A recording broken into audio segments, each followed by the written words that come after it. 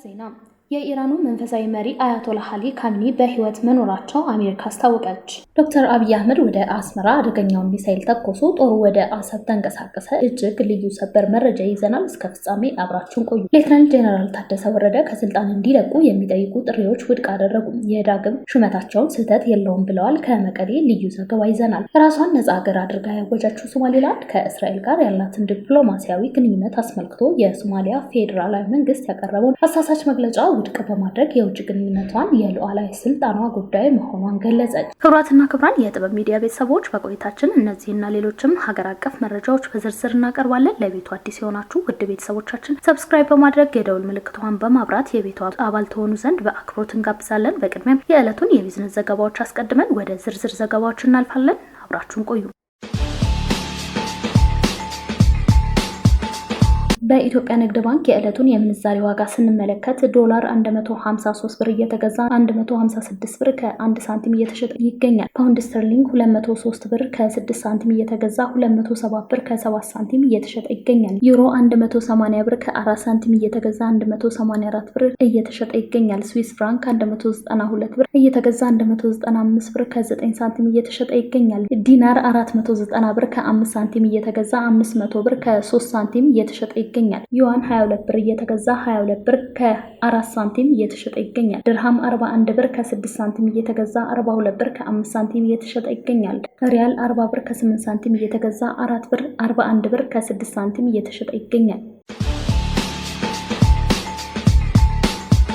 ሌተናል ጄኔራል ታደሰ ወረደ ከስልጣን እንዲለቁ የሚጠይቁ ጥሪዎችን ውድቅ አደረጉ። የዳግም ሹመታቸው ስህተት የለውም ብለዋል። የትግራይ ክልል ጊዜያዊ አስተዳደር ፕሬዝዳንት ሌተናል ጄኔራል ታደሰ ወረደ ከስልጣን እንዲለቁ የሚጠይቁ ጥሪዎችን ውድቅ አድርገዋል። ማንኛውም አመራር ለውጥ ህጋዊና ተቋማዊ አሰራርን መከተል እንዳለበትም አሳስበዋል። ሌተናል ጄኔራል ታደሰ በሰጡት ጋዜጣዊ መግለጫ ሹመታቸውን ያወቁት እንደ ማንኛውም ዜጋ መሆኑን ጠቅሰው የሹመታቸውን ህጋዊነት ለሚጠራጠሩ አካላት ምላሽ ሰጥተዋል። እነሱ ወይም ህወሓት አንቀበልም የማለት መብት አላቸው፣ እኔ ግን አልቀበልም አልልም ብለዋል። ጊዜያዊ አስተዳደሩን ለመለወጥ የሚደረግ ማንኛውም ሙከራ በህጋዊ መንገድ መሆን እንዳለበት ያስጠነቀቁት ፕሬዝዳንቱ በማህበራዊ ሚዲያ ዘመቻ በስም ማጥፋት ወይም ባልሆኑ ጥያቄዎች የሚመጣን ጫና እንደማይቀበሉ ገልጸዋል። ፕሬዝዳንቱ አክለውም ጠቅላይ ሚኒስትር አብይ አህመድ እና የፌዴራል መንግስት ባለስልጣናት በተገኙበት የጊዜያዊ አስተዳደሩ የአንድ ዓመት የስራ አፈጻጸም ግምገማ በተካሄደበት ወቅት በጠቅላይ ሚኒስትሩ በኩል ለጦርነቱ እየተዘጋጀው ነው የሚል ክስ ቀርቦ ለረዥም ሰዓታት የፈጀ ክርክር መደረጉን ገልጸዋል። የፌዴራል መንግስቱ ወደ ክልሉ ነዳጅ እንዳይገባ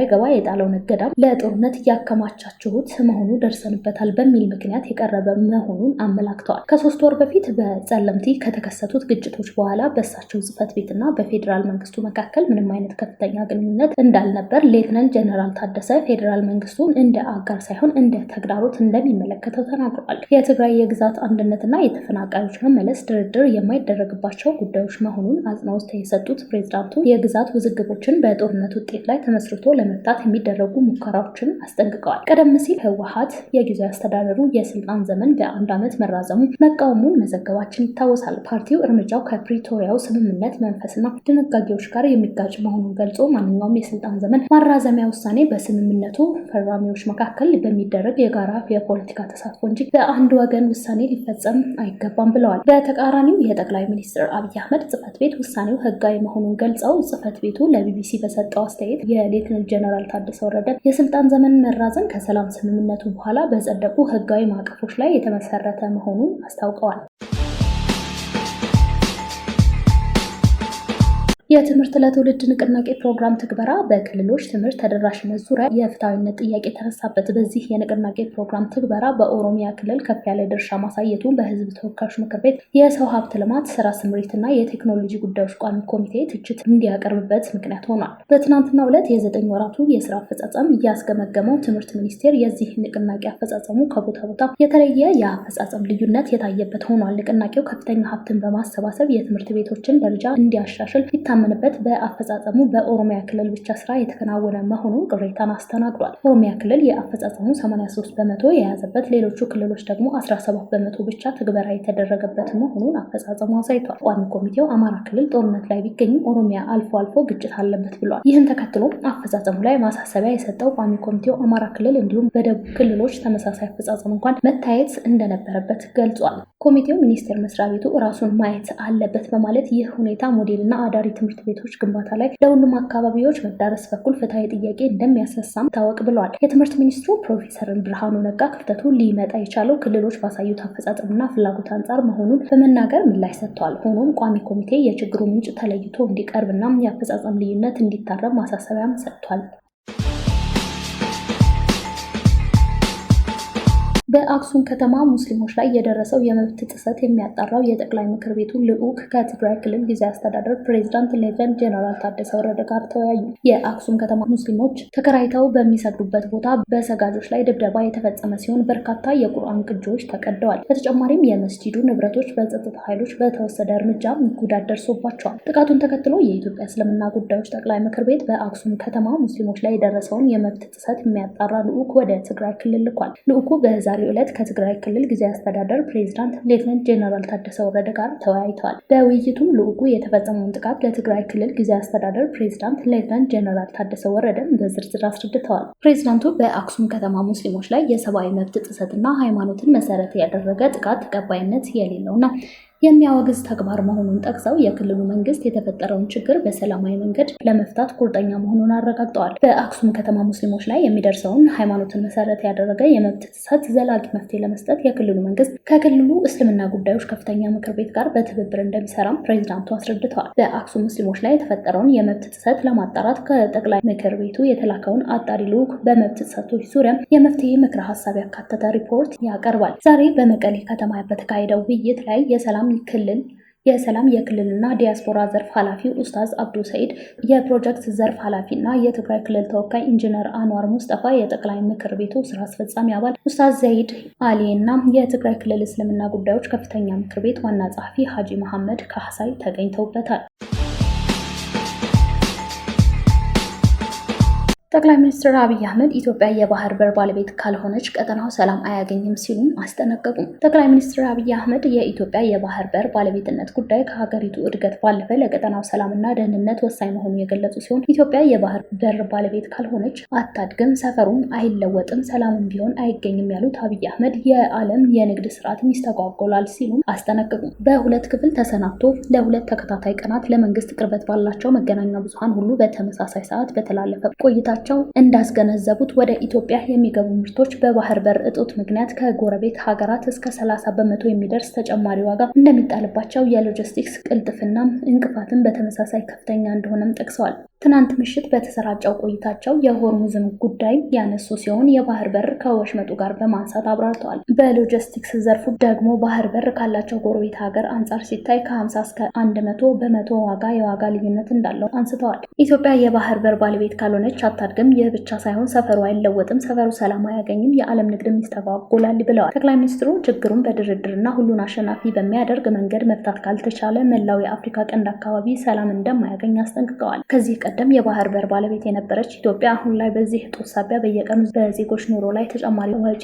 እየደረሰባት መሆኑን ጠቅሰዋል። ይህንን ወሳኝ ጉዳይ ነው ጎረቤቶቻችን ሆነ ዓለምን ማሰብ ያለበት ብለዋል። ኢትዮጵያ የሚያህል በዓለም 10ኛ ሕዝብ ቁጥር ብዛት የያዘና በዘመናት መካከል የወደብ አልባነት ችግር ያልነበረባት ሀገር በቀላሉ በንግድ ሕግ፣ በንግግር፣ በስጦታ መቀበል መርህ መሰረት ባህር በር ማግኘት ይቻላል ያሉት ጠቅላይ ሚኒስትሩ ከምጽዋ ጫፍ እስከ መቃዲሾ ቀንድ ጫፍ 5000 ኪሎ ሜትር ብዙ ሀብት ያለበት ቦታ ላይ በክፋት ባለመነጋገር በሰጥቶ መቀበል መርህ ባለማመን አብሮ የኖረ ለማድረግ ባለመዘጋጀት አንዳችን ለአንዳችን ጥፋት እንደሆነን በሚመቻች መንገድ ለመሄድ በማሰብ ብቻ ኢትዮጵያን የባህር በር አልቦ አድርጎ መቀጠል በየትኛውም ዘመን አዋጭ አይደለም ብለዋል። ጉዳዩ ቀጠናዊ ብቻ ሳይሆን ዓለም አቀፋዊ ትኩረት የሚጠይቅ መሆኑን ያነሱት ጠቅላይ ሚኒስትሩ እንደ ኢትዮጵያ ያሉ ሀገራት ከጉዳዩ ቁጥጥር ውጭ እየሆኑ ከሄዱ ትናንሽ ሀገራት ሰላምን ማስጠበቅ ስለማይችሉ አደጋ እንደሚያመጣ አመላክተዋል። በሁለቱ ሀገራት ድንበር የሁለቱ ሀገራት ጦር ተፋጦ በሚገኝበት ሁኔታ የጠቅላዩ ንግግር በኤርትራ በኩል ከፍተኛ መሸበርን ፈጥሯል። ከ4 ኪሎ የተሰማው ይህ ቁርጥ ያለ አቋም ጦርነቱ አይቀሬ መሆኑን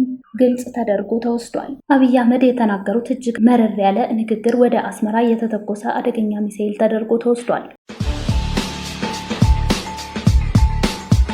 ራሷን ነጻ አድርጋ ያወጀችው ሶማሌላንድ ከእስራኤል ጋር ያላትን ዲፕሎማሲያዊ ግንኙነት አስመልክቶ የሶማሊያ የፌዴራል መንግስት ያቀረበውን አሳሳች መግለጫ ውድቅ በማድረግ የውጭ ግንኙነቷን የሉዓላዊ ስልጣኗ ጉዳይ መሆኑን ገለጸች። ሶማሌላንድ ረቡዕ ዕለት ባወጣችው መግለጫ የሞቃዲሾ መንግስት ያቀረባቸውን ክርክሮች በህግ መሰረት የሌላቸው በታሪክ ስህተት የሆኑ እና እውነታን ያልተከተሉ ናቸው ስትል ታጣጥላለች። ሶማሊያ በሶማሌላንድ የሁለትዮሽ ግንኙነት ላይ አስተያየት ለመስጠት ሆነም ጣልቃ ለመግባት ምንም አይነት ህጋዊ መብት እንደሌላት መግለጫውን አክሏል። መግለጫው ሶማሌላንድ ሰኔ 19 ቀን 1952 ዓ.ም ነፃነቷን ማግኘቷና በዚህ ዓመት ከሶማሌ ጋር ከመዋሃዷ በፊት ዓለም አቀፍ እውቅና እንደነበራት አስታውሷል። በመሆኑም ሉዓላዊነቷ ከሞቃዲሾ ባለስልጣናት የመነጨ ወይም በእርሷ ላይ የተመሰረተ አይደለም ሲልም ይከራከራል። እንደ መግለጫው ከሆነ ሶማሌላንድ በ1983 ዓ.ም ነፃነቷን በድጋሚ ያወጀችው የሶማሌላንድን ሀገራዊነት ሊያፈርስ የሚችል ህጋዊ መሰረት ያልነበረው ውህደት መፍረሱን ተከትሎ ነው። ላለፉት 3 አስርት ዓመታትን በዓለም አቀፍ ደረጃ እንደ መግለጫው ከሆነ ሶማሌላንድ በ1983 ዓ.ም ነፃነቷን በድጋሚ ያወጀችው የሶማሌላንድን ሀገራዊነት ሊያፈርስ የሚችል ህጋዊ መሰረት ያልነበረው ውህደት መፍረሱን ተከትሎ ነው። ላለፉት 3 አስርት ዓመታትን በዓለም አቀፍ ደረጃ በተከለለ ድንበሯ ውስጥ አስተዳደሯን ስታካሂድ መቆየቷን ገልጻለች። ሶማሌላንድ ያከናወነችውን ተግባራት ስትዘረዝርም የዲሞክራሲ ተቋማትን መገንባት፣ ምርጫዎች ማካሄድና በአንጻራዊ ሁኔታ ውስጣዊ መረጋጋትን ማስፈኗን ጠቅሳለች። በተጨማሪም በጸረ ሽብር ትግል፣ በባህር ላይ ወንበዴዎች መከላከልና የአፍሪካ ቀንድ የባህር መስመሮች በመጠበቅ የረገድ ያላትን ሚና ጠቁማለች። በተቃራኒው ሶማሌ በውጭ ሀገራት የጸጥታ ድጋፍ ላይ ጥገኛ መሆኗ ለዘላቂ መረጋጋት ስጋት እንደሚፈጥር፣ ከእስራኤል ጋር ያላትን ግንኙነት እንደማንኛውም ዓለም አቀፍ አጋርነት በዓለም አቀፍ መርሆች መሰረት የሚከናወን መሆኑን የጠቀሰው ሶማሌላንድ የሚቀርቡ ፖለቲካዊ ተቃውሞች ይህንን እውነት እንደማይለውጡ ገልጻለች።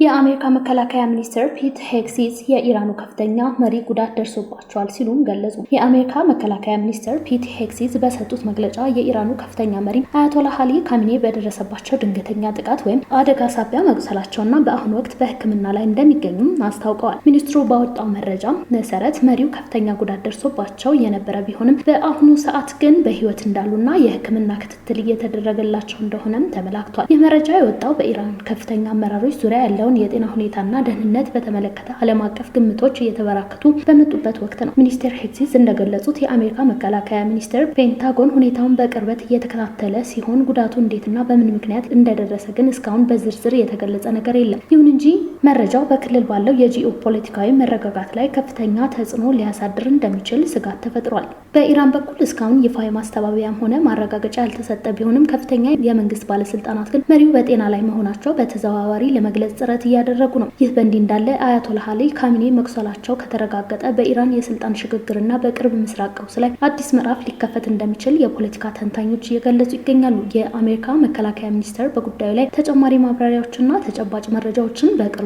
ይፋ እንደሚያደርግ ይጠበቃል። ክቡራትና ክቡራን የጥበብ ሚዲያ ቤተሰቦች ለሰዓቱ የመረጥናቸው ዘገባዎች በዚህ አብቅተዋል። ለቤቱ አዲስ የሆናችሁ ሰብስክራይብ በማድረግ የቤቱ አባል ትሆኑ ዘንድ በአክብሮት ጋብዘን ተሰናበትን። ሰላም።